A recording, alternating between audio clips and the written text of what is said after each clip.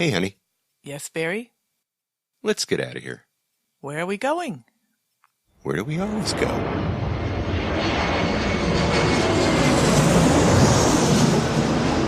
fascina el viento, este ritmo de palmas, sin mi naturaleza, hasta encontrar la playa. Por eso grito al mundo, yo soy de Puerto Vallarta. Samba de Puerto Vallarta, noche de arrullo en el mar.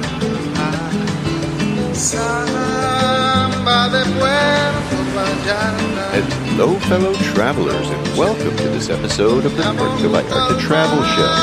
I'm your host, Barry Kessler, and I'm just so happy to be introducing you to my favorite vacation destination. Maybe it's even yours, and that's Puerto Vallarta, Mexico. That music you're listening to is performed by Alberto Perez, and Alberto is the owner of the Lapa Lapa group of restaurants. Those are the Lapa Lapa, Puerto Vallarta's oldest restaurant on the famous Los Muertos Beach, and the El Dorado Restaurant and Beach Club right next door. So you can enjoy that fantastic view of the Los Muertos Pier, all lit up at night in beautiful colors, or during the day in its grand splendor, for breakfast, lunch, or dinner, seated with your toes in the sand right at the water's edge. It's so romantic. It's so Puerto Vallarta, my friends. This week we are going to be talking about the proposed hydroelectric dam on the Rio Horcones down in Cabo Corrientes in Boca de Tomatlan, south of Puerto Vallarta. And then we're going to go visit a little Texas barbecue place called Tunnel Road Barbecue, and we're going to meet its owner, Jimmy Plouffe.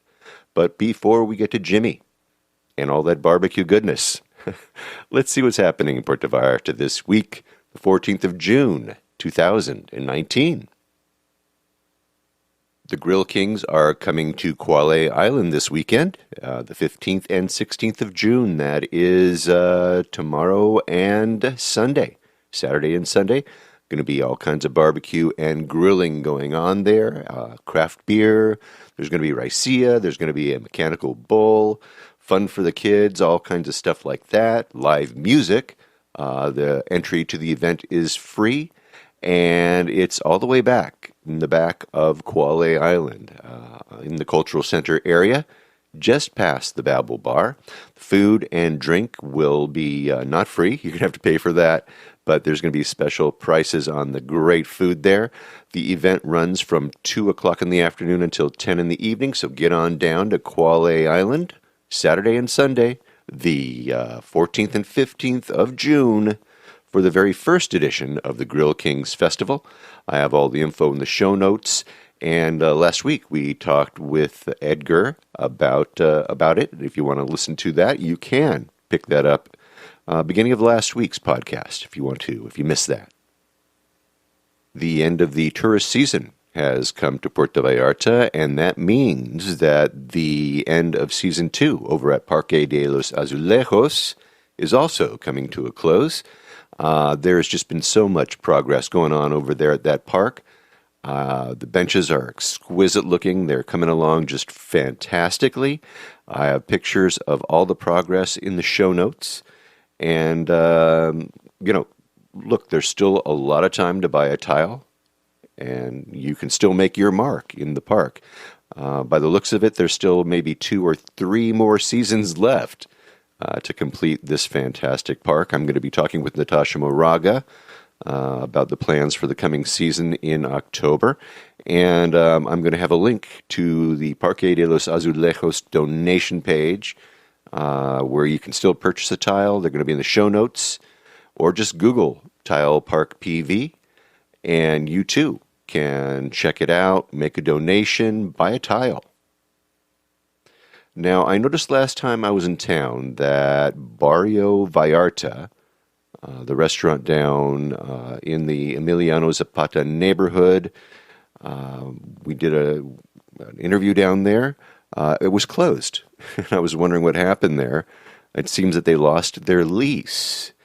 And wow, it's just a shame. Just all that expensive work that Raul did there, Those food trucks are not cheap. So we'll keep an eye out on that space, and in the meantime, we'll see what happens to those trucks, and see where they go, where they end up. And it's a shame because Barrio Vallarta was great food there. Anyway, we'll see what happens. And also, by the way, Gabino, the pull tab purse maker, he's back on the Malecon selling at night. His aluminum pull tab purses, you remember him.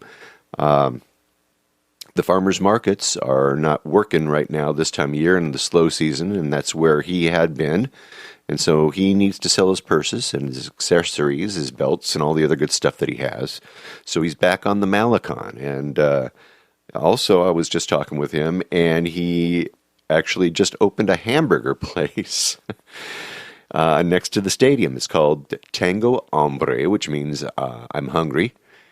And it's called, Tango Hombre Hamburguesas al Carbón. It's right near the northeast side of the stadium, behind the Sheraton. And it's on Avenida Las Americas, on the corner of Las Americas and Costa Rica. Talk about diversification. Wow. All right. Well, there you go. I have a link to his new place. They are open selling hamburgers from 4 o'clock until 11:30 every day, at least for now. And I'm unfortunately, when I was down there, I didn't get a chance to test one of his burgers, so I'm going to leave that up to you guys. I'm going to have a map, like I said, in the show notes and a link to their Facebook page as well. So best of luck to you, Gabino. Don't forget, you can find him again on the Malecon, and you'll find him there until those farmers markets start up again in, I think, usually at the end of October or beginning of November, and then he'll get back on that circuit again, and, you probably won't find him on the Malecon anymore. He'll be doing that again. Now, I've got quite a few emails from you listeners, and I'd love to share them and read them, but I'm going to get to those next week. So thank you for them. Keep them coming, by the way. I really appreciate them. But right now I want to talk a little bit about the Rio Horcones and about this proposed dam. Just 30 minutes south of Puerto Vallarta and a mere 17 kilometers away, there's a place called Boca de Tomatlan. And we talked about the proposed hydroelectric dam that they were building upstream on the Rio Horcones, just 300 meters downstream from Chico's Paradise. I had a guest on the show a couple weeks ago, and she said that, of course, this was all a total surprise, that the dam was going to be built without consulting the residents downstream in Boca de Tomatlan. She reported to us at the time that a senior member of the ejido basically sold out the ejido by agreeing to a deal with the hydroelectric dam company. And then the project came to a halt because, well, it was discovered. And then protests broke out in Boca de Tomatlan, where they blocked roads. And then the dam company actually began dynamiting the area of the dam again, and then more protests broke out. So, what's the problem here, you might ask? I've had some say, hey, this sort of thing is done all the time around here. Someone builds their own little mini dam on the river, and then they divert some water to their land through a pipe. It happens all the time. What's the big deal? Well, I've seen this happen too. I know what you're talking about. Some of you people. I've seen, like in El Tuito, where someone's kind of built a little dam to divert some of the water and stuff like this. But this is different. This is not the same thing. The plan is actually to dam up the water and then have a small percentage of the river, is what they're proposing, will flow through this pipe, and then electricity is going to be generated through this, and then the water will be traveling through this 1 meter in diameter pipe, which is going to travel along the highway, and then it's going to be dumped out at the mouth of the river. That's the plan. So what's so bad about that, right?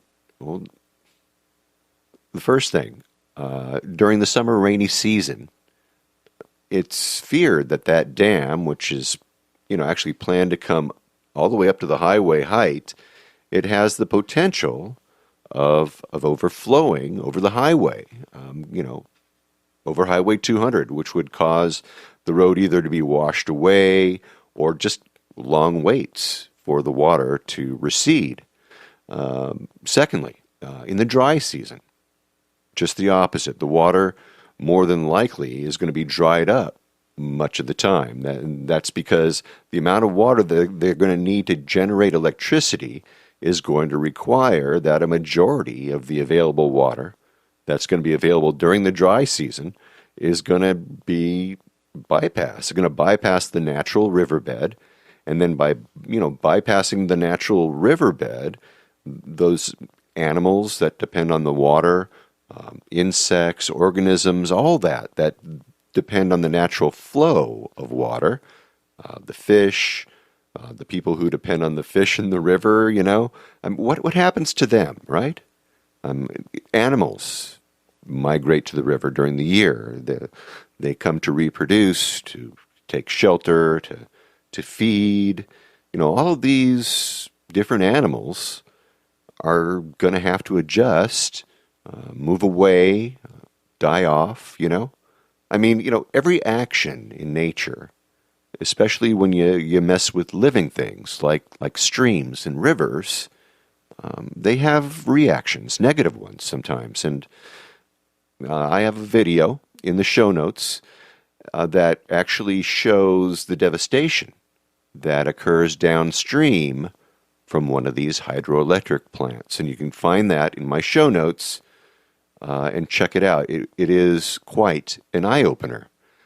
Now, a study involving hydroelectric dams and their effects on rivers in Mexico was recently released, actually done in part by researchers at my old alma mater over in San Diego State. Let's just read from the article. It says, hydropower damages coastal ecosystems, concludes a study by Mexico and the EU. The results show high loss of coastal lands in clogged river mouths and damage to mangroves. The investigation was led by Ezequiel Escura, former director of the National Institute of Ecology. Each construction of a hydroelectric plant in a river causes a negative impact on the economy and ecosystems of the coasts by slowing the arrival of nutrients and sediments. This causes the loss of up to 21 hectares of coastal land per year. The research was published in the Journal of Science Advances. The data collected measures the damages that a hydroelectric project can cause in the coast and the lower part of the tropical basins in terms of loss of mangrove services and estuarine productivity. These data indicate that each hydroelectric dam can significantly increase the environmental cost of a dam, which are rarely calculated. The text indicates that hydroelectric dams, commonly promoted as sustainable sources of renewable energy, can have highly destructive effects on ecosystems downstream. The study involved researchers from Scripps Institute of Oceanography, which is part of the University of California at San Diego and University of California at Riverside. It highlights very specific issues for Mexico, especially in light of recent news about the conclusion of new contracts between Mexican government and the company Hydro-Quebec, the largest producer of hydroelectric power in the world, and the probable cancellation of the Las Cruces Dam project in Nayarit. Aha! A Canadian firm pushing hydroelectric in Mexico. Interesting. So, you listeners in Canada, let me ask you something. How's your hydroelectric working for you there in the great northern frozen tundra? You getting lots of cheap hydro energy there? No? Not so cheap? Didn't think so. Getting back to the article. Taking into account that the health of the Mexican coasts is a topic of high importance in economic and ecological terms, the research appears at a crucial moment to review and update the idea that exists in Mexico about the benefits and impacts of the dams. The researchers compared 4 rivers on the Pacific coast of Mexico, 2 dammed and 2 free. The results of the study show a high cost of coastal lands in the mouths of clogged rivers, including in areas of high ecosystem value such as mangrove forests, which provide storm protection, habitats for commercial fishing species, and carbon storage. The rivers studied by the researchers run roughly parallel to each other through similar landscapes to large coastal lagoons. The large dams of the Santiago and Fuerte rivers provide hydroelectric power for the region, but trap 95% of the flow of these rivers. In contrast, the San Pedro and Acaponeta rivers flow relatively freely, with 75% of their flow unobstructed. More than 1 million tons of sediments are trapped each year in the dams along the Fuerte and Santiago rivers, which causes an extraordinary coastal retreat in the mouths of the rivers.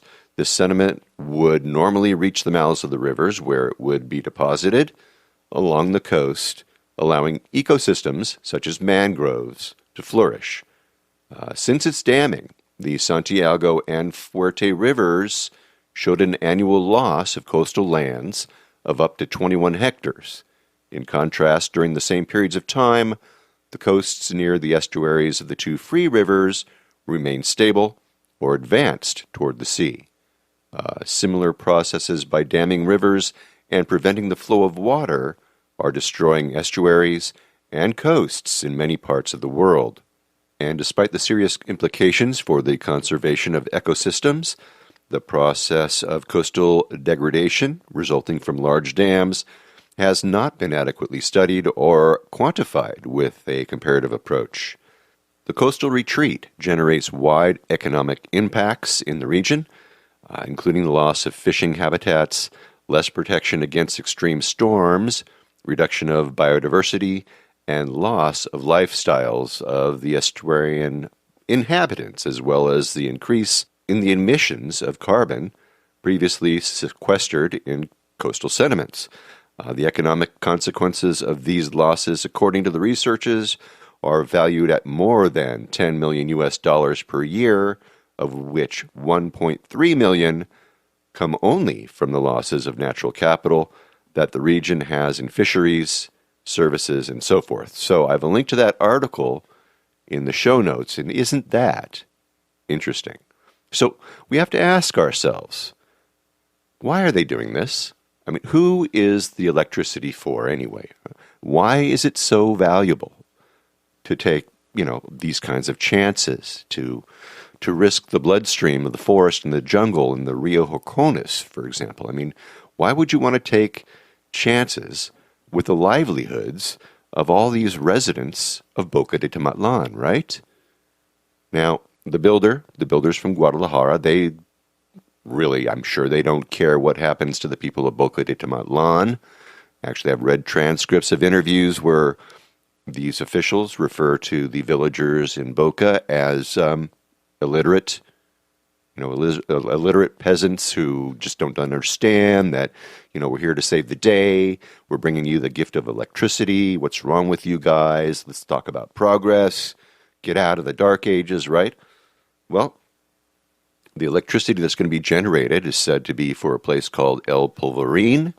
It's not going to Boca de Tomatlan, so how is that helping the people of Boca? It doesn't. Now, over the last week or two, there's been an online petition. It's been circulating through change.org, and it's a petition to the President of Mexico, President Obrador, asking him to step in and stop the construction of the dam. Now, as of right now, there are over 33,000 signatures, and I have a link to it in the show notes, and you can find it on my Facebook page as well. So go ahead, sign, and contribute if you'd like to. Now, There's been some interesting developments over the last couple of days. First off, there was a headline in the Spanish-language newspaper Tribuna de la Bahia, and it read that the ejido is seeking to revoke the agreement that they have with the hydroelectric company. That is very interesting. It's also very encouraging. There was a second item that occurred the other day.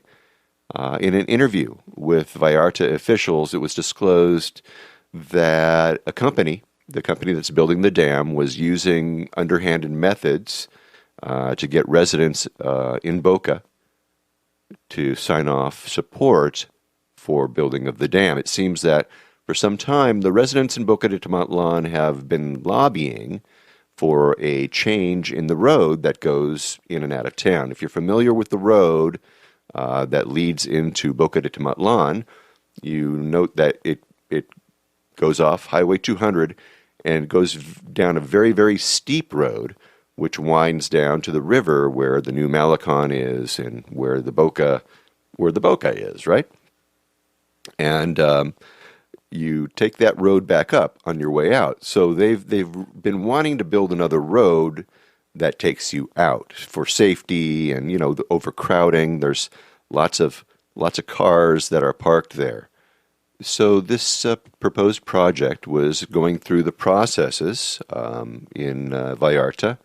And anyway, the dam building company has already started building the road with no permits. And they're accused of going door to door, house to house, along the proposed route and telling the homeowners that they're going to be building this road for them. And in exchange for their signatures, they're going to make this nice road leading out of town. So, I don't know. I can only imagine that this might anger the officials in Puerto Vallarta enough to take some sort of action against these people.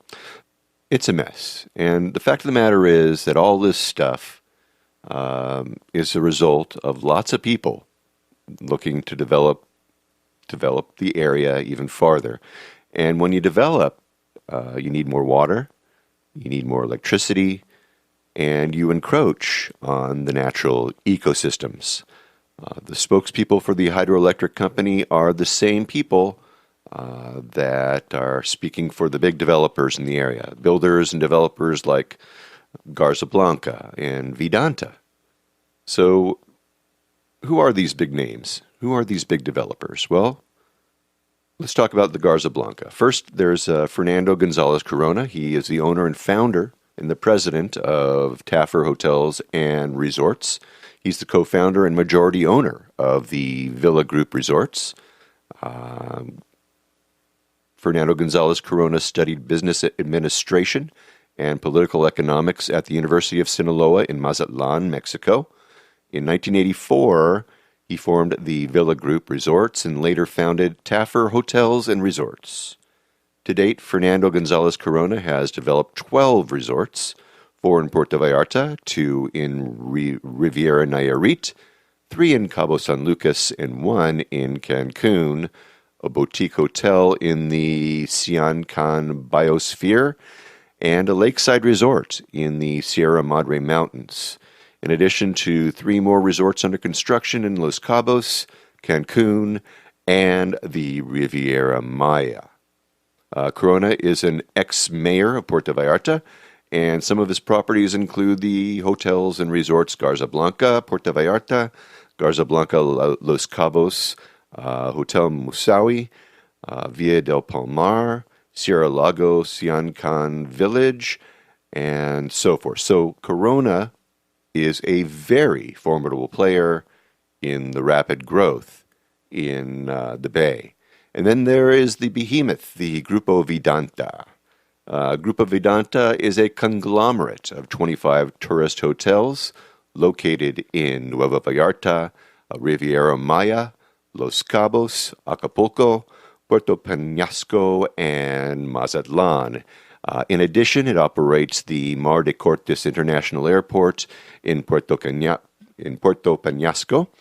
Vedanta is headquartered in Nuevo Vallarta, And some of the resort hotel brands associated with Vedanta Vacations Private Club membership include Grand Lux, the Grand Bliss, the Grand Mayan, the Bliss, the Mayan Palace, and the Sea Garden. And of course, they have their Cirque du Soleil theme park, which is going up right now, right on the state line, over there at between Jalisco and Nayarit, just over the state line in Nayarit.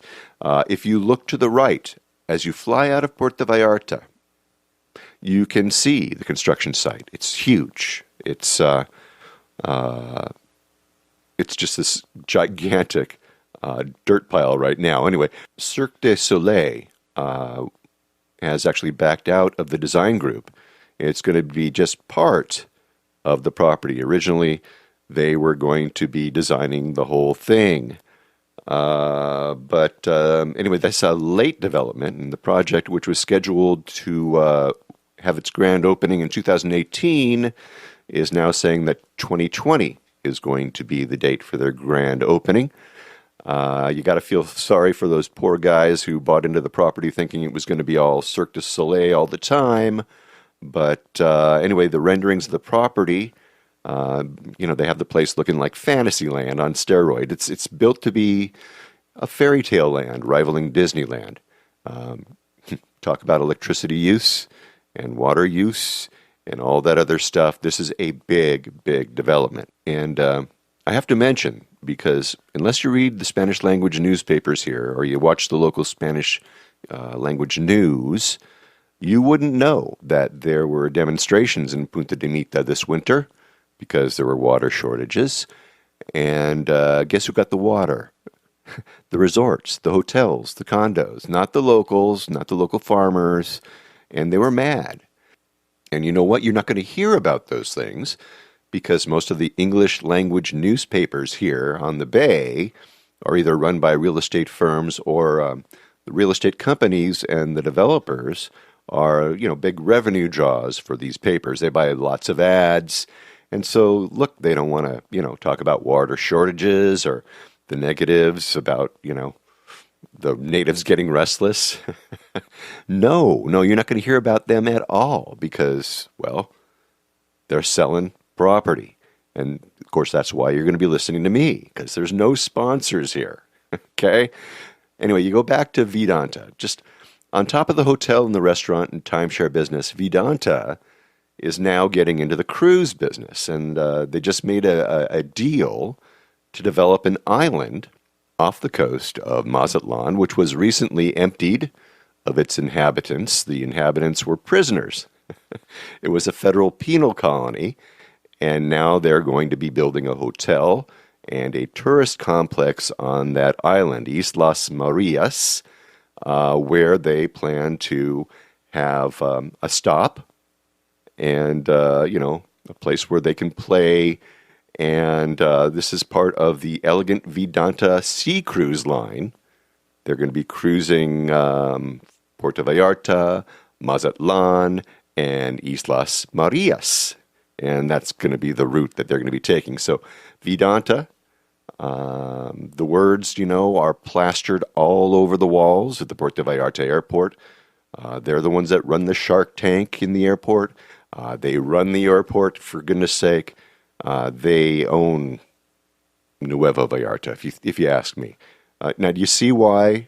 Do you see why we have to put up with that nasty Shark Tank at the airports?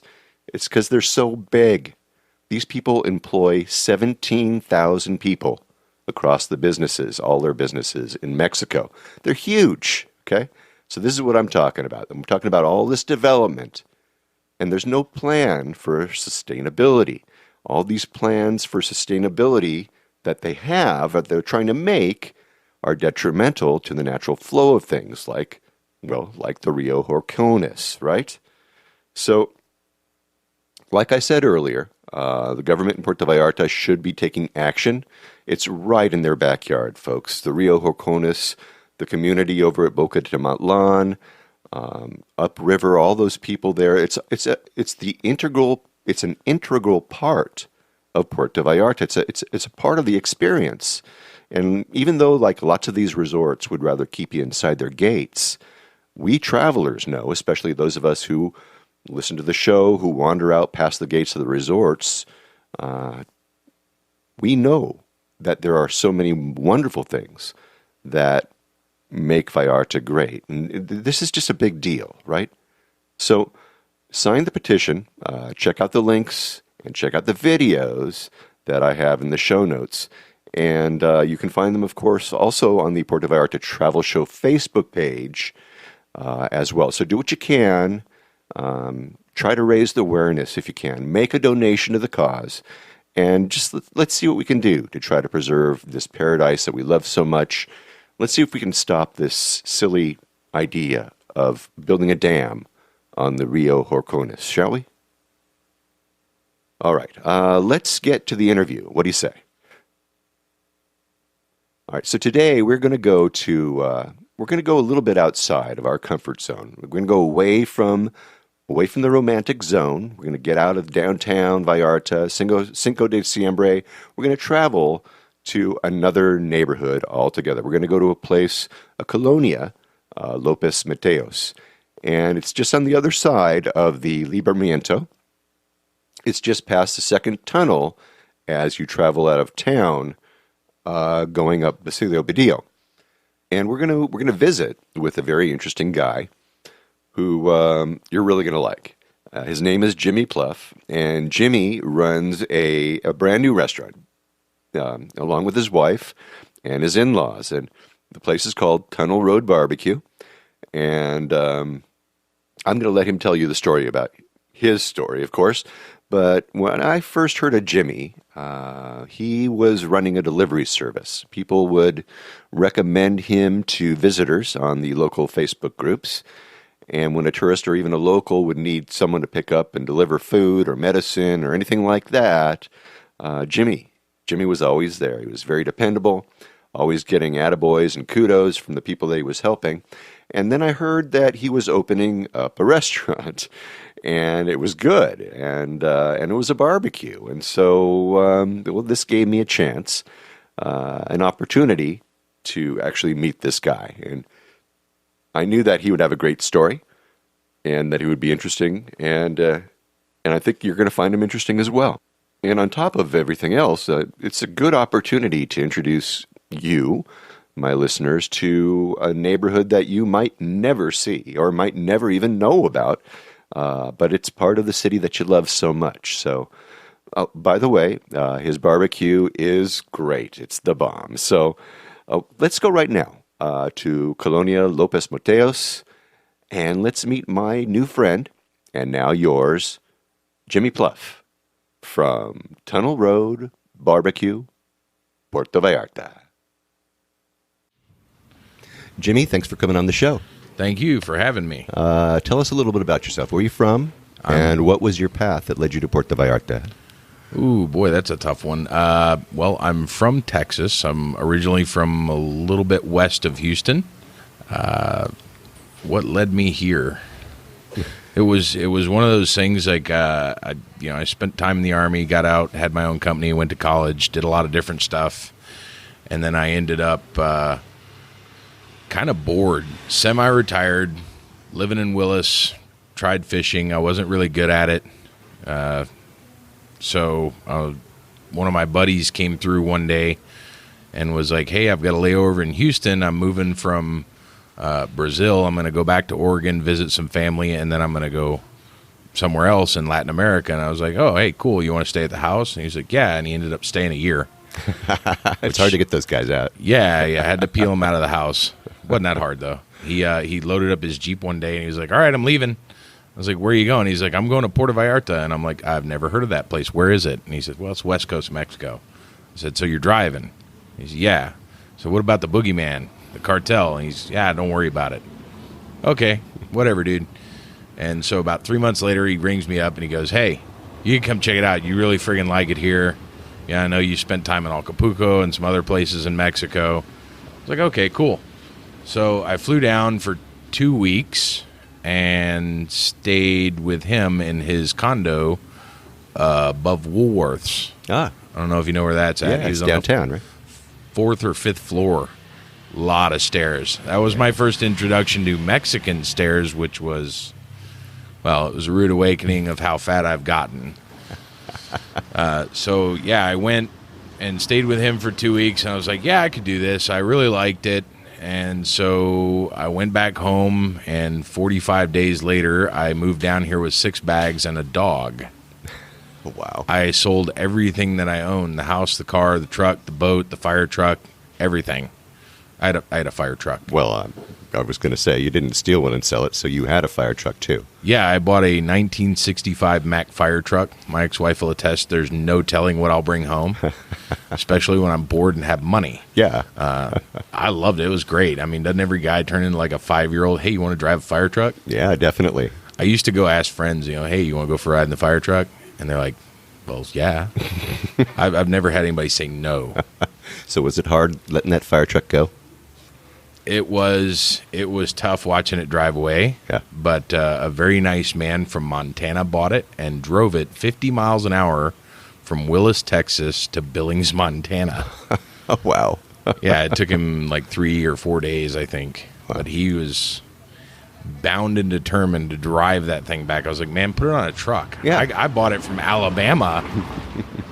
Put it on a truck. I put it on a truck to go to Alabama to Texas, and that wasn't that long or expensive, but man, he drove that thing all that way. Yeah. It's crazy. Well, he just needed to try it out, I guess.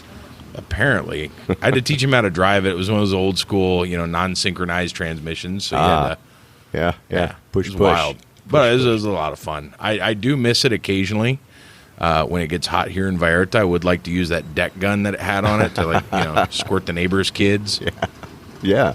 Stuff like that. That would be fun. That would be Man, really there's fun, an ultimate get off my lawn factor when it's 400 PSI. That's big. That's big. Could be knocking down kids for sure. Well, no, Never mind. You're not very popular when you're knocking No. the neighbor down the block's kid off his lawn from down the block. So that's why you moved. Okay. Anyhow. It might have had something to do with it. No. All right. So you got here with the dog and the 6 and bags. The 6 bags. And so what'd you do? Well, before I had left initially, I'd leased a condo 2 floors below his in the same building. I lived there until right after my first Semana Santa. I lived there through New Year's and all the craziness that comes with that. Yeah. I heard the same 3 songs for 12 days. Over and over and over again from 4 p.m. to about 11 or midnight. Mm-hmm. And that's where all the processions line up, is on Allende, right there on the corner of Woolworths. So I got to hear that firsthand for 12 days straight. And after that, I was like, I don't know if I can live downtown anymore. Yeah. Yeah. And then I ended up staying there a little bit longer. Right after Semana Santa, I moved back here to Agua Azul, where I live now. I've since bought the house. And that's where me and my wife's family live. Agua Azul. So where exactly is Agua Azul? Let's just say if you were going to be coming from, somewhere on Basilio Badillo. How would you get to Agua Azul? You go straight out through the little tunnel, go through the big tunnel, and right after you pop out of the big tunnel going north, it's the first right turn you can take, and that's the neighborhood. This would be the third one you can take to get you into Lopez Mateos. Mm-hmm. This street right here, actually, that we're sitting on is the divider. That side is Agua Azul. This side is Lopez Mateos. Okay. So you're like right in between 2 colonias. Right. Yeah, this actually 3. There's Bugambilias is right back this way. Right, straight up the street. Yeah, straight back that way. So you've got 3 neighborhoods that come out on this street to the bus stop right there. Got it. And then, of course, there's a bridge, overpass bridge that you could actually walk at. You could actually walk right, if you walked straight down this street and you took that bridge, you'd end up like right behind the Sheraton Hotel. Yeah, pretty much. Yeah. Actually, from the roof of my house, we're kind of looking at the backside of the Sheraton. Right. Got a nice panoramic view of the bay. It's wonderful. Nice. Yeah. That's beautiful. It's pretty cool. And How do you like this neighborhood? I love it. It's pretty quiet. I got a lot of nice neighbors. And for the first 2 years, I was the only gringo in the whole place. Like, I'm pretty sure. Yeah, I'm pretty Like, sure too. we'd see people wandering through the neighborhood. Goes, hey man, are you okay? Are you lost? They'd be, yeah, we're looking for this. I'm like, man, you got to cross the highway and go back the other way. You're going the wrong way. So now apparently there's a Canadian down the street. Ask me how I know. How do you know? He painted a giant Canadian flag on the side of his house. That is so wrong. Well, I disagreed with it, but I mean, it's his house. If he wants to paint on the side of it, who am I to tell him? Well, yeah. So I've since told the wife we're getting a giant Texas flag and putting it on the roof. Oh, I see. This is a one upsmanship going on around. No, here. I don't. I'm not going to paint it on the side of the house. I'm not that guy. All right. I feel better now. I was wondering There's about you just there's for a a minute. guy I've heard of in town that calls his house the Texas Embassy. Yes, I know that guy. Oh, okay. Mhm. I know that guy very well. He's been on the show. Yeah, Yeah, I'm sure. yeah, Sean. Yeah, he's all right. He's a good guy. Yeah, he's a good guy. When you're coming up into this neighborhood, what kind of, if you were, I don't know, if you were like a tourist or a sightseer, it's not like there's a whole lot going on up here. You might be surprised. Well, let's talk about it. Okay, well, back in my neighborhood, we've got, if you come straight down my street and then the apartment complex is on the left, I think. And there's an apartment complex if you take a left kind of off my street, and they've got 3 big murals on the side of the apartment buildings. One of them is by the Adrian Tacano, and then there's another one by Quetzal, and then I don't know who the other 2 belong to, but I recognize the work of the other 2, and there's a big giant Frida that's 3 stories tall. Rainy season, we've got a waterfall that comes down the mountain right behind the house. Ah, wow. There's a lot going on back here that people don't realize. There's a lot of really good food back in here. Yeah, including your food. We'll talk about that in a minute. Yeah, and then basically everybody talks about Old Town like it's the Mecca where everything's within reach. We've got markets, we've got copy places, we've got internet cafes. We've got everything that Old Town has within walking distance here between, either in Lopez Mateos or Agua Azul. Both neighborhoods have it within walking distance. You've got little stores, meat markets, all the same things, but we have a few things that they don't have. We have the tianguis, which is magical. I don't know if you've ever been to one. Tell us about it. We've got one in Agua Azul that goes on Thursdays. All right, so tianguis, tell everybody what it is. It's kind of like a bazaar where you can go get clothes or blender parts. Just about anything you can think of is there. Some weeks there's more, some weeks there's less, but it travels, it moves.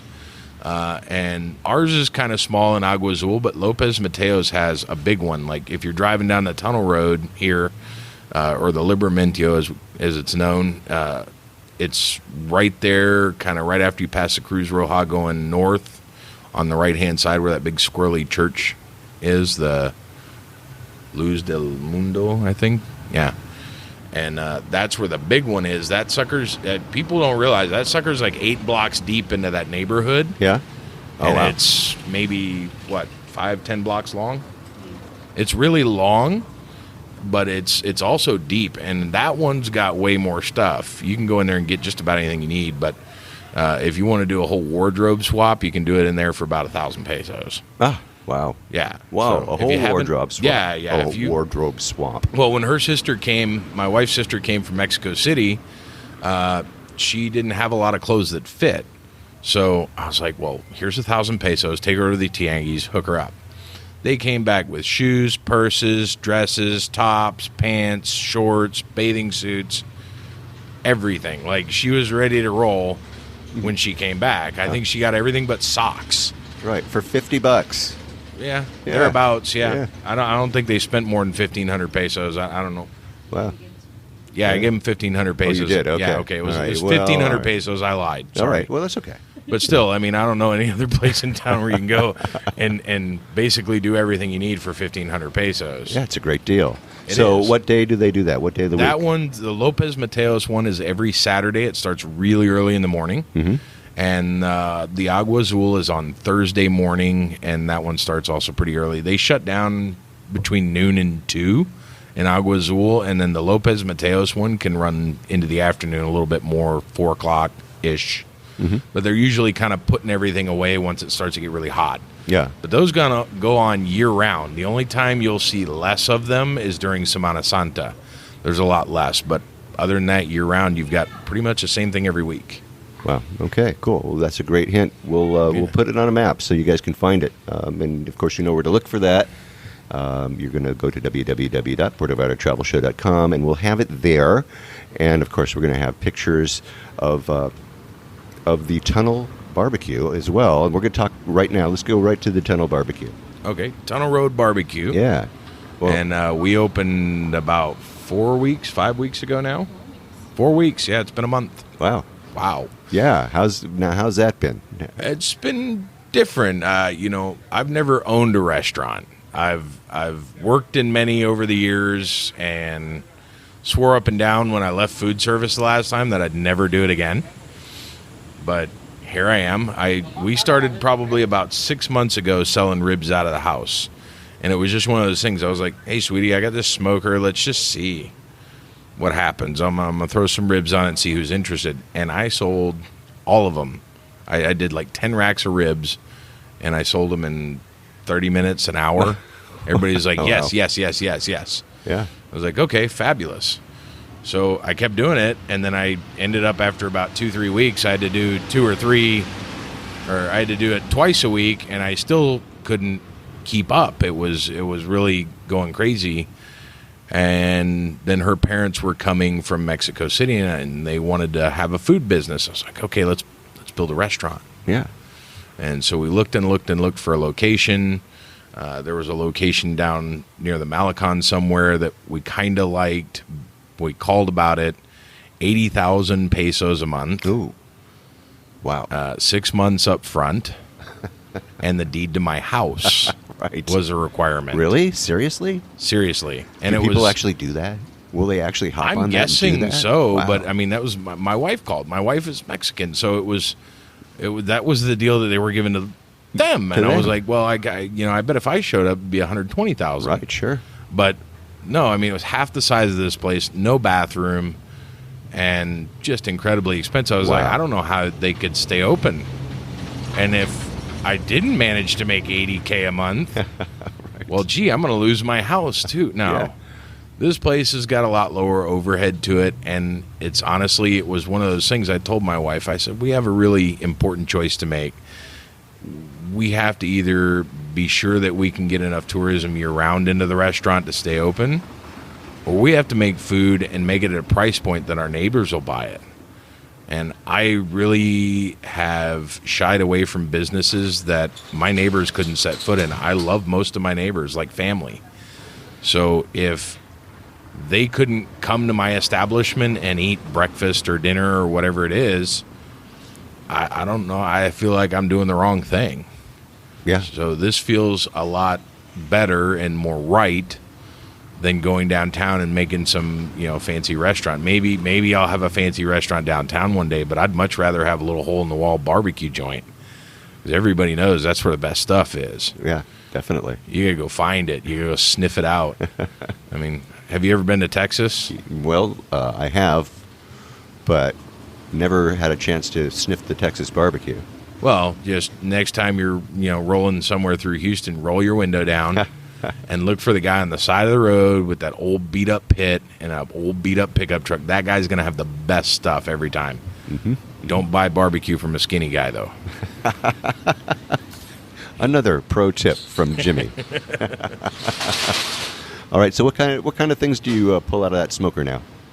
Just about anything. We've really gone quite experimental with it. Right now, as a matter of fact, we've got cochinita pibil, which is a Yucatan-style thing going on in there. It's not something you see a lot of here, and you definitely don't see it smoked. No, you don't.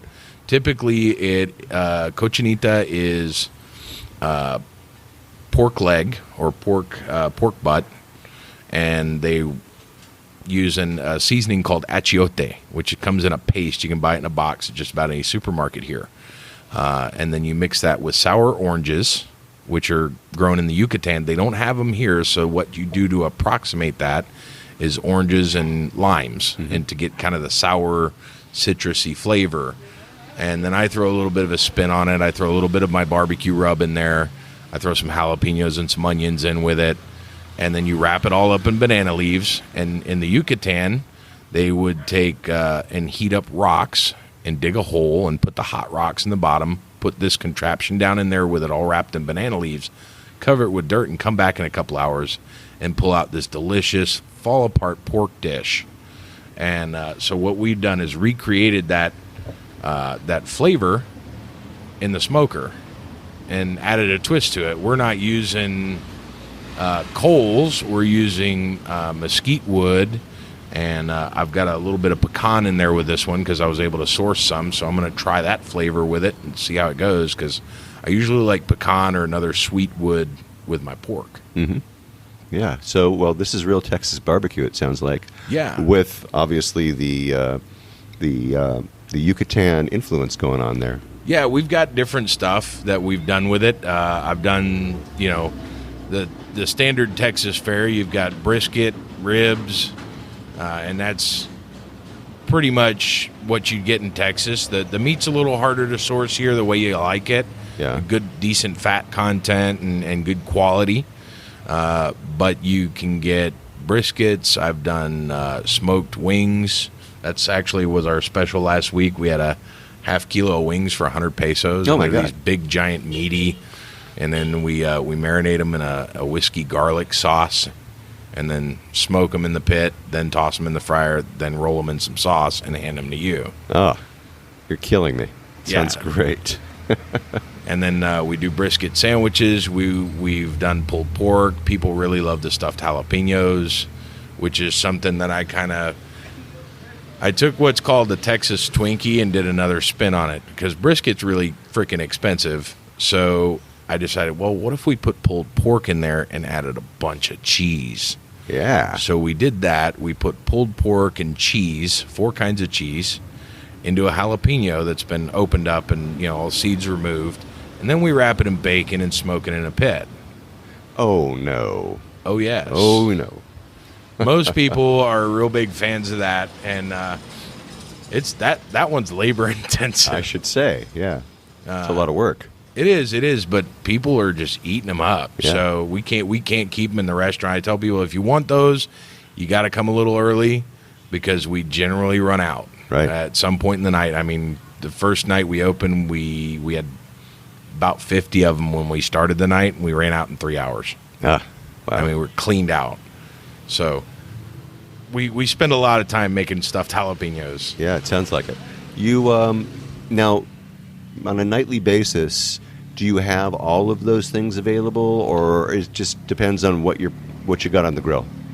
Most of the time we've got the ribs, we've got the brisket, jalapenos. We've got most of our standard menu, which it's about to change a little bit, because we've been asked by people that come through on a regular basis here in the neighborhood to offer some more Mexican stuff. So everybody's really been a fan of the smoked meat. It's not a flavor you get here, so they're like, well, what about, maybe some tacos? I said, well, okay, we'll do some cochinita pibil, and we'll make some tacos. Yeah.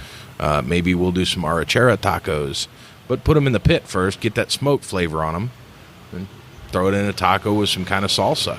Right. So it's adding, I say Mex-Tex because I'm adding a Texas twist to something that's already very Mexican and traditional. But I've read some books. I've got some books at the house on different Mexican dishes. So we're gonna play around a little bit. We're gonna do some. Her dad wants to do lengua, which is tongue, cow tongue. So we're gonna try it. What can it hurt? If Right. it sells, it sells. If it doesn't, well, we get to try it, Exactly. and we get to eat a lot of cow tongue. Yeah, I was going to say.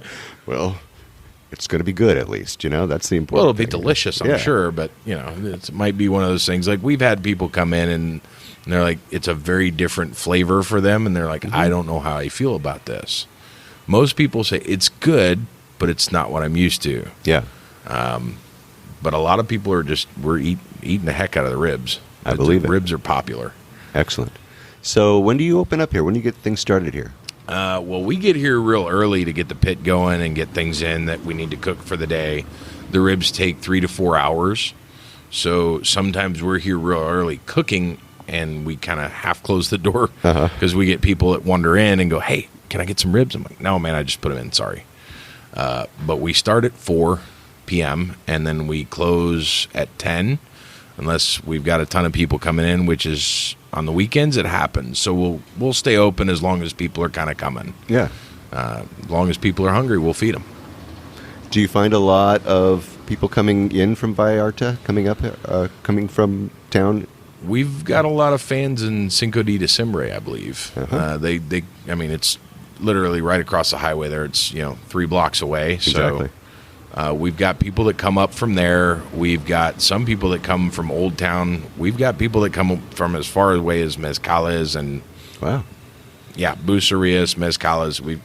When we first started doing it out of the house, we met a lady at the bus station every other week for rib plate because she's from Texas and she can't find any ribs up there that meet her needs. And she would ride 2 buses to come get these ribs. And I'm like, man, I can't let this lady down. No, you can't.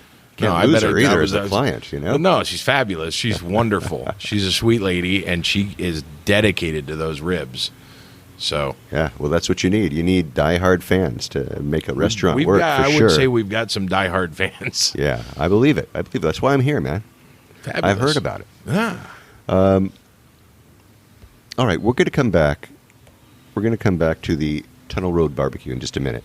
Okay. We're going to go off into Puerto Vallarta first. Okay. You don't serve breakfast anymore, so I'm going to ask you, what are your favorite places to eat breakfast in Vallarta? We've got a couple. We've got a carnitas stand over in Versailles that we really love. I've got to say, out of all the carnitas I've had here, that's probably the best place in town. And I'm a carnitas guy. I don't know if you noticed. I love there's about too. 10 pounds of carnitas on me at any given time. I really love carnitas, and that place in Versailles. Can you remember the cross street, sweetie? Francia in Milan. Okay. It's just this little goofy stand. It doesn't look like much, but man, there's always a line, and those guys are real quick, and I think it's 10 pesos a taco, and they're amazing. Wow. Okay, I'll put that on a map too, so you guys can find that. That sounds great. That's a favorite, and then the other favorite, like if we want to go to like a sit-down meal, not a taco stand meal, we'll go to Las Adelitas, which is over there in Fluvial. Tell us about Las Adelitas. The missus likes the chilaquiles. I like their chilaquiles. When we have company come in, that's where we go. They've got really good café de olla, which is a traditional Mexican preparation of coffee. It includes cinnamon and piloncillo, which is dried molasses, basically, or the byproduct of sugar cane. So it's kind of sweet, so don't put sugar in it before you try it. Maybe toss a little cream in it, but don't sugar it because it is already very sweet. Okay. And it's a rich Mexican coffee. It's really, really, really good.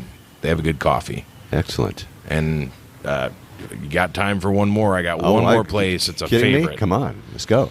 And this place, anybody who's been there knows it's a Vallarta institution. Like half the city goes up there for breakfast. Like everybody that works that goes anywhere near it, like I'll drive into town for these. 2 blocks up from Woolworths on the opposite side of the building. I can't remember the street. I think it's the other side of Allende, the side that goes up. You go up that one, and 2 blocks past Guadalupe Sanchez on the right is Alex Tacos. Have you been? Yes, sir. That is the best friggin' birria, is it not? Yes, it is. It's amazing, and that guy runs out quick. Yeah. Now, he is open until how late? Do you know? I think he closes around 10 or 11 or something like that. Yeah, he opens at the butt crack of dawn. It's like, I want to say he closes at 11 or noon. Yeah. Maybe. And he opens at 6 or 7 in the morning. Right. So it's not a dinner place. It's going to be breakfast or lunch over there. Yeah. Birria is breakfast. Carnita is breakfast. But the carnita guys stay open till 2 sometimes. I think they just go till they run out. Yeah.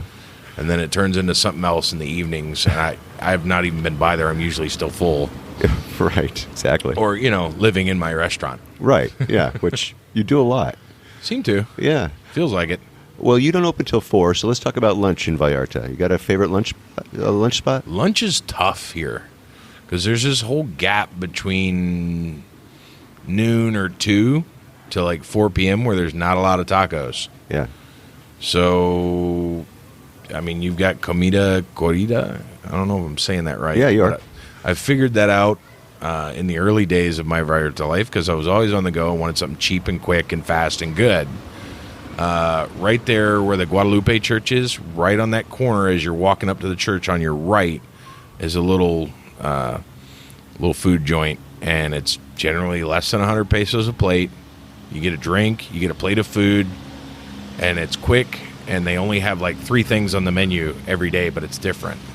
Yeah. And that place is delicious. I can't recall the name of it. Oh, it's El Campanario. That guy's That's El Campanario. what's that? El Campanario is the name That of sounds it. right. Yeah. That yeah. place is really good. That's a favorite. Lunch. I'm trying to think. We've had lunch other. Another big favorite, and I'm gonna plug her so hard because she's been such a great supporter of us.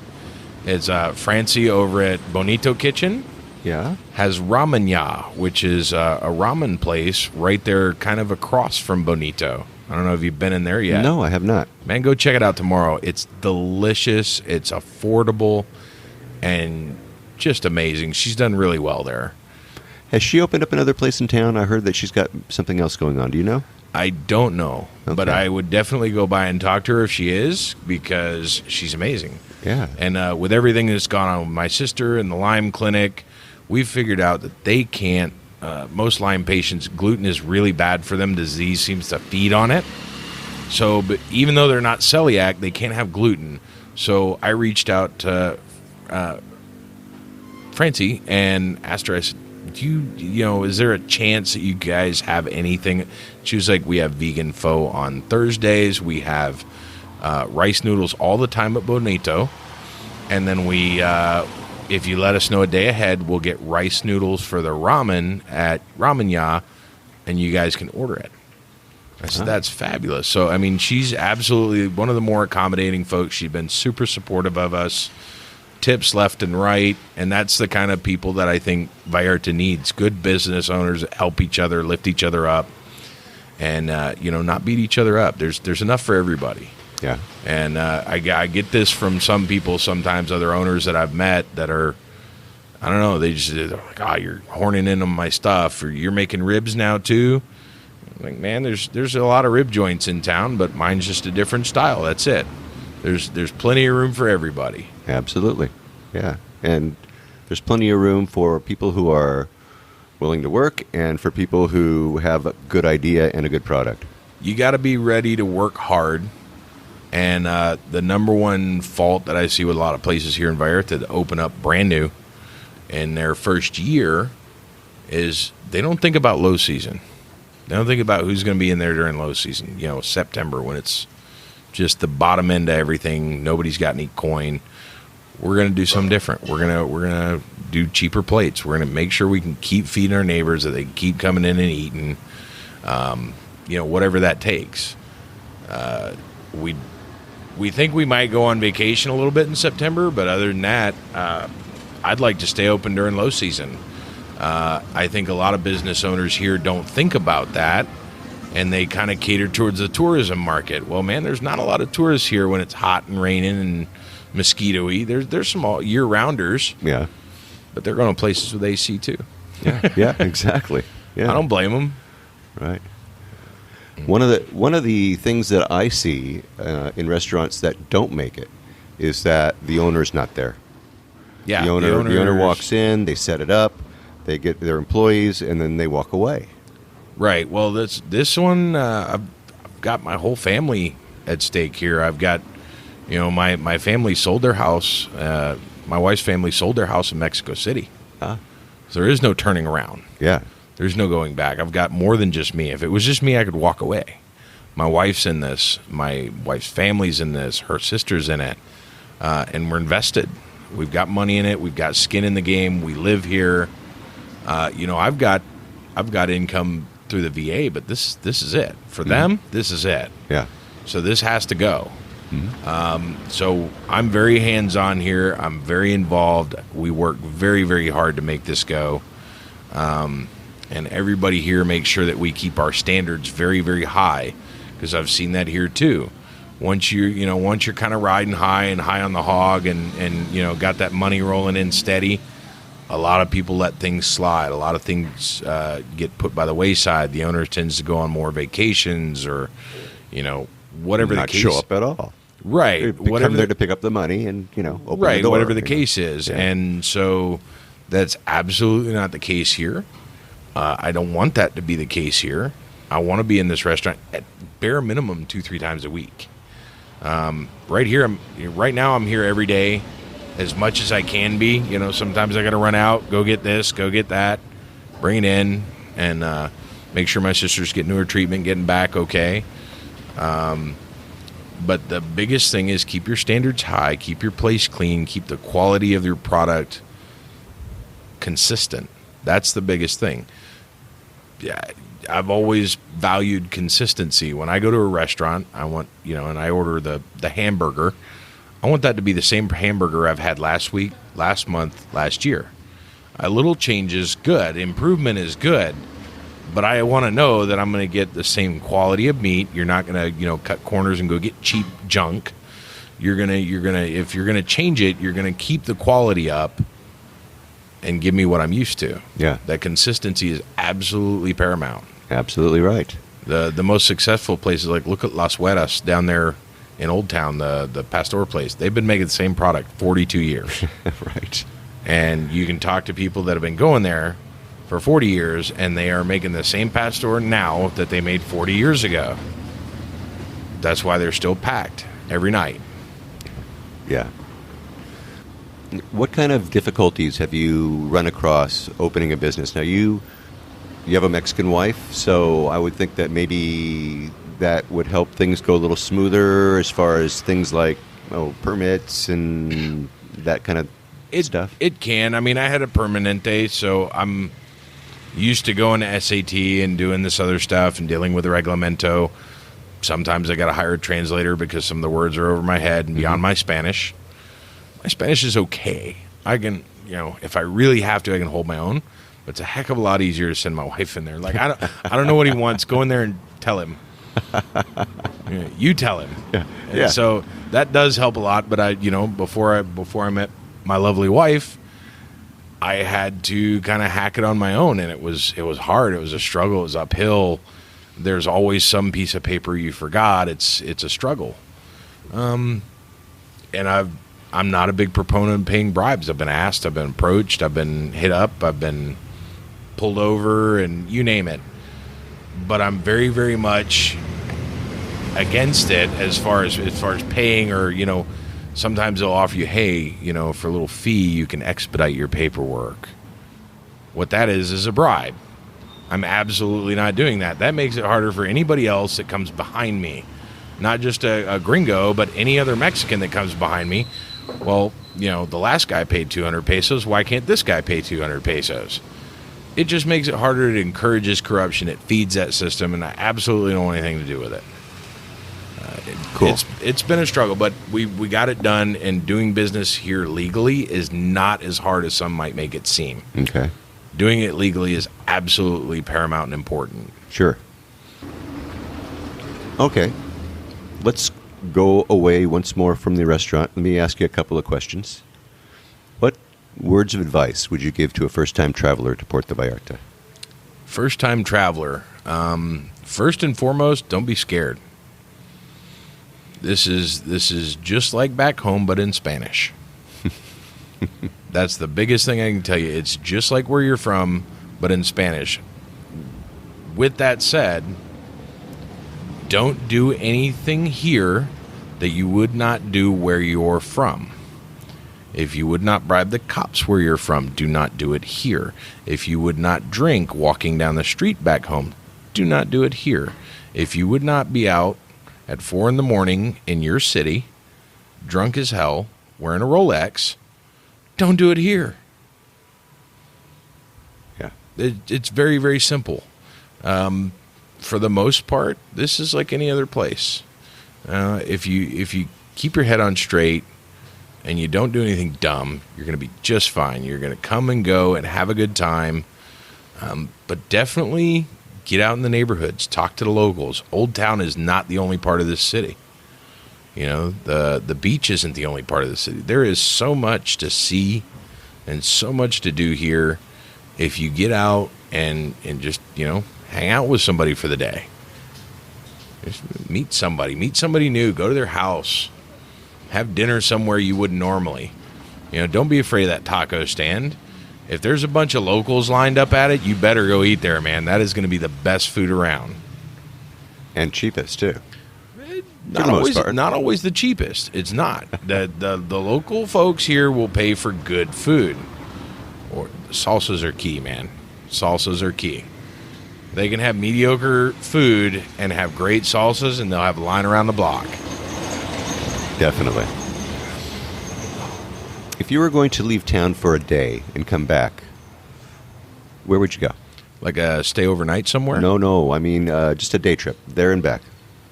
Oh, day trip. I actually used to do that. So one of my personal favorites has got to be, if I don't want to go to the beach, if I want to get away from the heat a little bit in the summer, I'll go up to San Sebastian, go up to Mascota. Beautiful. Absolutely beautiful. Go up and get some coffee in San Sebastian. Take that home with you. Nice. It's fabulous coffee. Yeah. Mascota, there's some fantastic booze up there. And there's a really old church that was never finished being built that they've turned into a garden. And it's gorgeous. If you like to take pictures, you want some good Instagram selfies, that's where you need to head to. In Mascota. And there's a lot of trips up that way. There's a lot of tour operators that go up that way. It just depends kind of what you're looking for. You want to go with a group? Go with a group. You want to go with, a private driver? Chamaco Castillo is a fantastic guy to get a hold of on Facebook and get up that way. We love Jose. We love Chamaco. Yeah, he's fabulous. Yeah. And then for a beach day, go down to Maito and go down and see my friends Maria and Fernando at El Rinconcito. Nice. They got a nice little bar, a lot of homemade tables, little palapas everywhere, and 9 kilometers of empty beach. Yes, sir. Not a person for miles. It's fabulous. But Fernando's beers is always cold. And he's the nicest guy. He is. He's absolutely like the nicest guy on the planet. He'll sing for you. He'll sing for you too if you ask him to. If you ask. Yeah. If you were going to go for 3 days, where would you go? Guadalajara. What would you do there? We used to do a trip to Guadalajara for customers, and what most people liked is we stayed at a hotel right there in the historic district, right off the square where the big Guadalajara sign is, and that's fabulous. Like, you get there in the afternoon. If you want, stop at Tequila on the way, go into downtown, check into your hotel, and then go out, take a stroll. Because there's all kinds of shopping. It's so well sorted there. Like, you walk down one block and it's all just wedding dresses. The next block is all suits. The next block is all shoes. You've got belts and you name it. It's all right there within walking distance of any of the hotels that's right there on the square. I'd have to say go into the church, go up to the theater if it's open, check that out. That theater was built in the 1500s. It's freaking phenomenal. Wow. So you go there and you do that. That'll take you all evening, and then go have a nice dinner somewhere. Mm-hmm. You could even take an Uber or a taxi or whatever and go over to Chapultepec, which has got, it's kind of a younger, hipper area, some upscale restaurants. Go over there, have some food. Or you can just take one of the little horseless carriage rides for, I don't know, it was about 350 pesos around the area. They'll take you for a little tour and tell you all about all the buildings and who lived here, who lived there. Then the next day you get up and you go to Tlaquepaque, which is fabulous. Go to Tlaquepaque, go to Tonalá. Tlaquepaque is the home of all the ceramics and all those, neat little clay mugs and stuff that you see all over the place. Uh-huh. That's where it's made. That's where it comes from. They've got a ceramic museum. There's a couple little tours there that are pretty cheap, under 500 pesos. You can get in this little, I don't know, it looks like a streetcar with a golf cart attached to it somehow. And they take you around and go in different places. They speak English. It's fabulous. Then head over to Tonala, do some shopping. You furnish your whole condo there, appliances and all, right down to the rugs, no problem. It's just neat to go see it all. And then the last day, check out Guadalajara a little more. Have breakfast somewhere different. And then on the way out of town, take the other route and go see Huachimontones. Huachimontones. Which is the only circular pyramids in the world. It's an archaeological site, and it's fabulous. We went 2-3 months ago. That was our first time going, and it was fantastic. They've got a nice air-conditioned museum, and they take you all over the place. The stuff's in English and in Spanish, and you can walk way up this hill, or if you're nice, your driver might be able to take you to the top, or you can pay. There's usually a driver or somebody, a tour guide at the bottom you can pay, and they'll drive you up to the top where the pyramids are. You can go check those out. It's a really neat archaeological site, and they've got some fabulous murals in the museums and explanations for all kinds of stuff that never even occurred to me, but that I remember from my Mexico history class. Yeah. Hey, let's talk about that. You took Mexican history here. Where by the library? Where was it? I think the Mangoes Library is what they call it. Mm-hmm. And Los Mangos. there was a fellow putting out an ad on Facebook, and he does it every couple of months. He comes from Guadalajara, and he gives a class in English on Mexican history. Like, if you wanted to pass the citizenship exam here, that would be a fantastic class to take, because he highlights the portions where you're going to need to know this, you're going to be asked that, this is on the test, and then he sends you all the slides via email afterwards so that you can review that information or look something up if you weren't sure. Take lots of notes. It's a fantastic class. What's the guy's name, sweetie? Miguel. His name is Miguel, and I can't remember his last name, but he'll be on several of the Facebook groups, and he'll put out a little blast, hey, I'm giving a history class in English. Here's how much. Here's when. And it fills up fast. He only takes about 10 to 12 people normally. Yeah. Wow. But that, it sounds like it fulfills certain requirements, obviously, for that. And also, I imagine that people who are interested in, like, doing some tour guiding and stuff like that would want that information as well, or what do you think? Possibly. It would help with some of that, but I don't think it's an in-depth portion for, like, a tour guide. Like, you're not going to learn this building was built on this date, it was built by this guy. Where it's important to the class, he will explain those things, and he goes into depth about some of it. But he takes you in, one class a week, 1 hour class, in 3 months. He takes you from pre-Hispanic Mexico all the way through the Revolution. So that's a lot of ground. That is, yeah. And it's fantastic. Like, you see several huge milestones. You see several huge turning points for Mexico where you're like, man, Mexico's like this close to not being Mexico several times. I didn't realize that so many things that I, I never studied Mexican history in depth. Right. This was a very in-depth class, and I felt like I got a lot more, and we got a very good idea. Being from Texas, we get Texas history, which is very intertwined with Mexican history. We got a good, from both sides feel of it. It was very unbiased, very good, and I feel very factual. I felt like I learned some things that I didn't know, and it was really neat. It was really neat. Good experience. You mentioned that your sister is having issues with Lyme's disease. Did she contract that here? Where did she contract that? No, she's not entirely sure where it came from. She's battled it for probably close to 7 years now. You were mentioning that they have a clinic here that is world-renowned. Yeah, Lyme, Mexico. My understanding is it's the number 2 in the world for Lyme's treatment.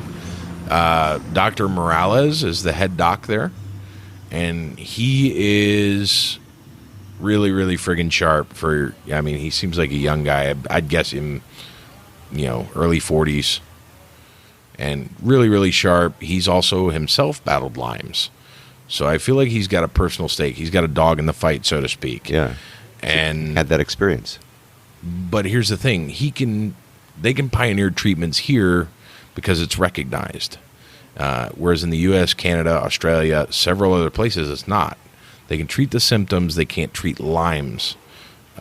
So here, he's on the cutting edge. I mean, he's got some treatments, and he was, knowledgeable about studies and different treatment options that my sister, being, a physician, was not aware of. Oh. So it was interesting to see those two sit across the table and talk medical stuff. The guy was sharp. He was on point, or my sister would have got up and walked away. Yeah. So my sister's one of the smartest people I know. So if she has faith in it, I absolutely believe she's in good hands. Excellent. All right. Well, we'll be following that story. Is there anything I'm missing? Is there something that I haven't covered yet that you want to talk about? My lovely wife, Frankie. Okay, let's who's talk the about center Frankie. of my universe. Now, where'd you meet Frankie? I met Frankie on Facebook, actually. Is that right? Yeah, we Okay. were both in one of the Puerto Vallarta groups. And at the time, I had my motorcycle delivery service. I don't know if you remember that. I do remember that. Yeah, and she was in Sayulita looking to move to Vallarta. I was like, well, I'm all over the place every day. If I see a for rent sign, I'll, take a shot of it and send it to you if you want. And we got to talking on, Messenger, and one thing led to another, and here we are. Wow. I skipped a lot of that story, but, she'd be better actually to ask. She's better at telling it. Do you mind? No, come on. Let's go, Frankie. Let me move this around over there. So, nothing. We met on Facebook. We started talking almost every day. And then one day I was feeling sick, and he was kind enough to bring me some medicine from Puerto Vallarta all the way to Sayulita. Sayulita doesn't have that much medicine available. And it turned out to be one of, a big storm. We were supposed to meet at one time, and he called me and he said, I'm just stopping in Bucerias. I can't even see the road ahead of me. I'm going to be late. And so he did. He was late. And when I finally met him in Sayulita, he was all wet, completely wet. And I was like, okay, well, I guess I'll buy you a taco at least. Wow. So you bought the wet dog a taco. Exactly. Look at you. Look at you. Oh, okay. That's sweet. Listen to you. Back to the wet dog, I see. Well, I love that story. People who are in love with Puerto Vallarta are in love usually. It's just romance in the air, and this just warms my heart to hear that story. I love it. I'd actually been here over a year when I met Frankie. So how long have you been here? How many years? In October, it'll be 3 years. 3 years. All right. So let's wrap this up. Tell us again about your place. Are you online? We are on Facebook and on Google Maps. Okay. They've got their own little system where you've kind of got a little page. You can have reviews and your hours and all that business posted on it. So you'll be able to find that there. You'll be able to find Tunnel Road Barbecue either by just the Google or Face Bags. Facebook's got us, and we usually post kind of what we're doing, any new items, any specials. We're on our Facebook page.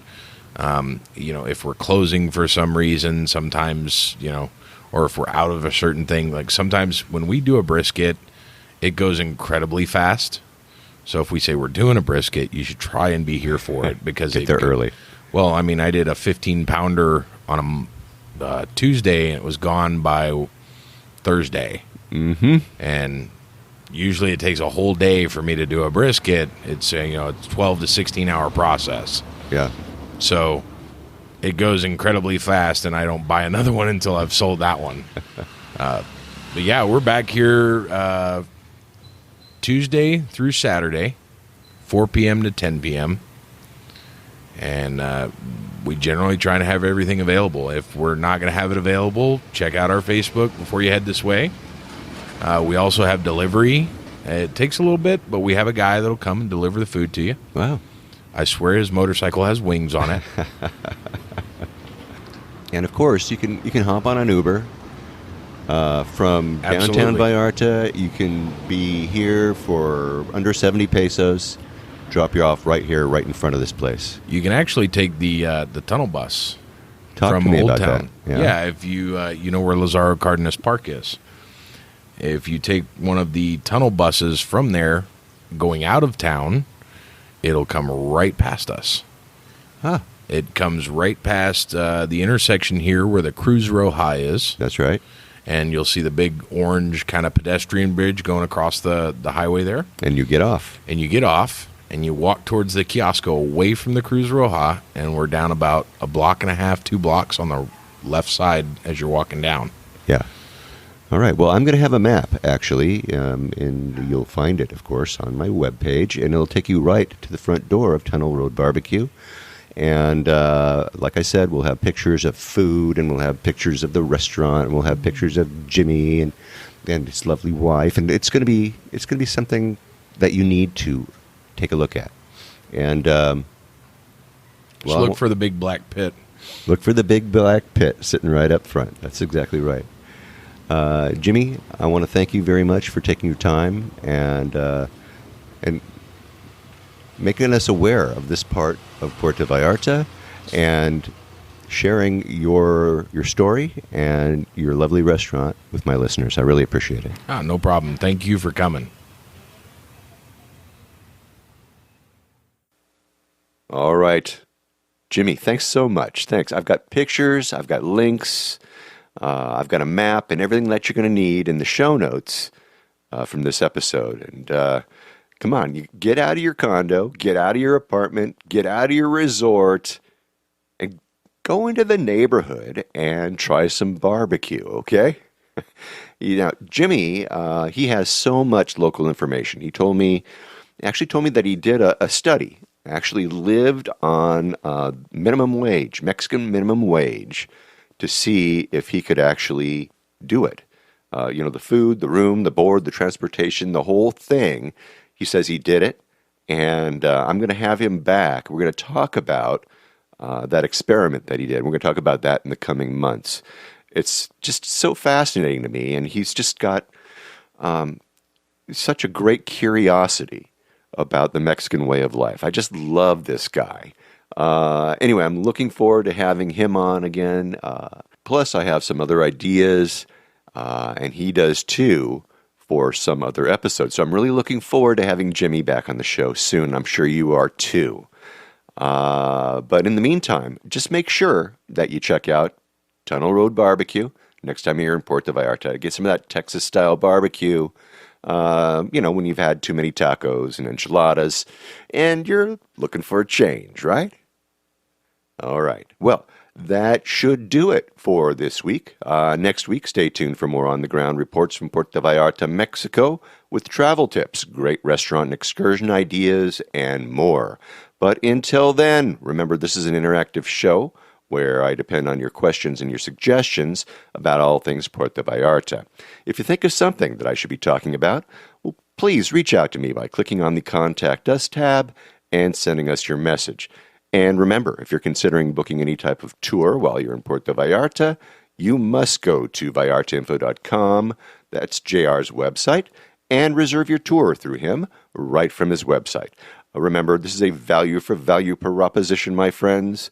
His experience and on-the-ground knowledge of everything Puerto Vallarta in exchange for your making a purchase of a tour that you would do anyway. You're just doing it through him as a way of saying thank you.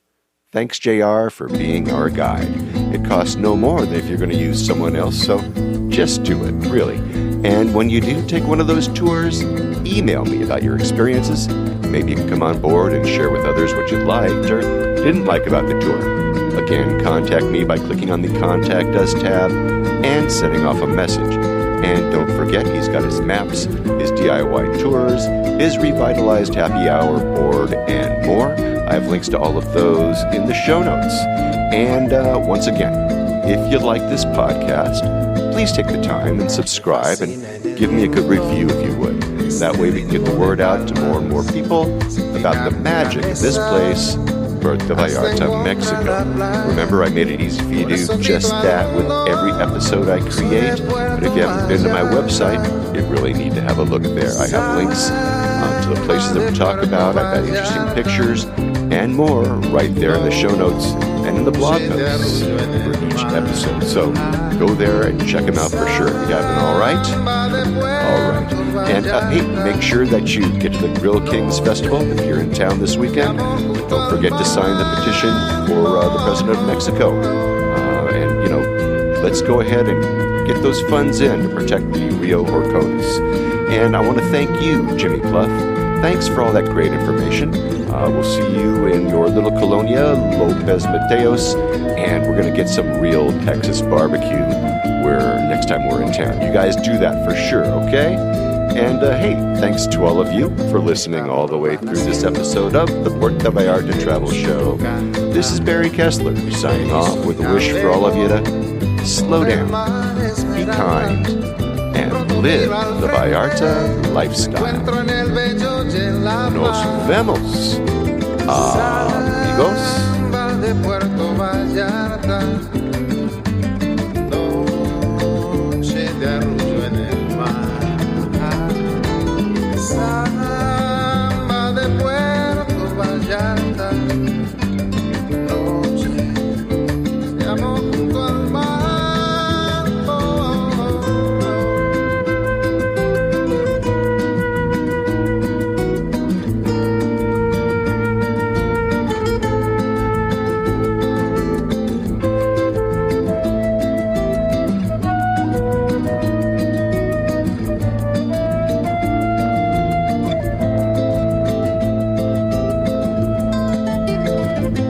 Solo camino, perro por la playa, me encuentro junto al río, cuando todo está en calma, pronto cae la noche, brillas Puerto Vallarta, samba de Puerto Vallarta.